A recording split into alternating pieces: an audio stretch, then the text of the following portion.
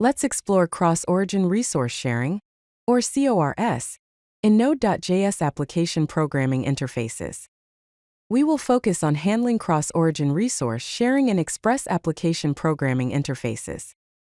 This presentation covers the essentials for understanding and implementing secure cross-origin requests.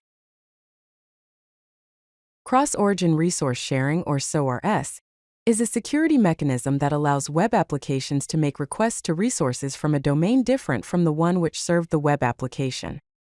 CORS is fundamentally a browser security feature that manages cross-domain communication.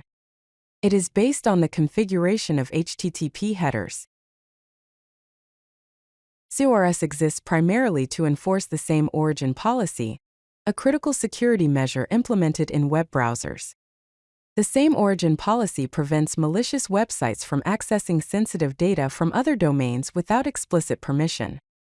For example, if a website example.com attempts to access resources from a banking website bank.com, the same origin policy enforced by CORS will typically block this request to protect your banking data. A common cross-origin resource sharing error you might encounter in the browser console looks like this. Access to fetch at http://localhost 3000/API/data from origin http://localhost 5000 has been blocked by CORS policy. The solution to this is to configure cross-origin resource sharing headers on the server. To handle CORS in a Node.js application, we can use Middleware. To install the most popular and widely used cross-origin resource sharing middleware for Express.js, use the command npm install CORS.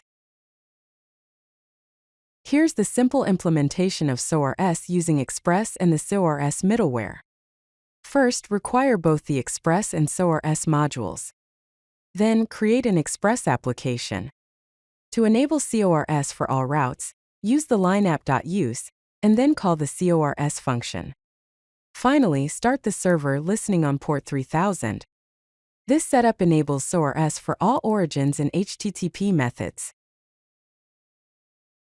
To customize cross-origin resource sharing settings, you can define a CORS options object. Here's an example. Create a constant variable named CORS options. Inside that object, define the origin, which is set to http://localhost 3000. Then specify the methods allowed, such as get, post, and put. List the allowed headers like content type and enable credentials by setting it to true. Finally, apply these options by using app.use and calling the CORS function with your specified CORS options. A preflight request is an options request that the browser sends before complex HTTP requests to check permissions. The CORS middleware automatically handles preflight requests, so you don't have to configure it separately.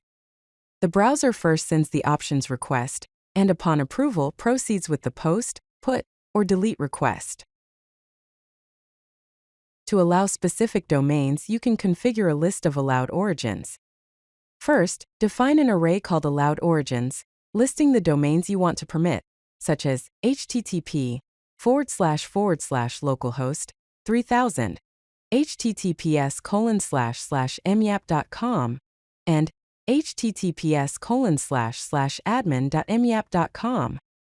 Then create a CORS options object where the origin property is set to this allowed origins array.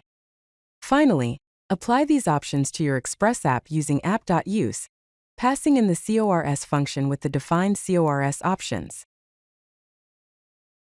To send cookies and authorization headers in your requests, you need to enable credentials. Set the origin to true and credentials to true in the CORS options. Then, apply these CORS options using app.use and calling the CORS function with the specified CORS options. Here are some best practices for configuring cross-origin resource sharing. First, specify origins. Do not use a wildcard in production. Second, limit methods. Only allow necessary HTTP methods. Finally, secure headers by being specific with allowed headers. Configure CORS properly to balance security and functionality. If you like this video, hit that like button and don't forget to subscribe. Visit CodeLucky.com for more such useful content.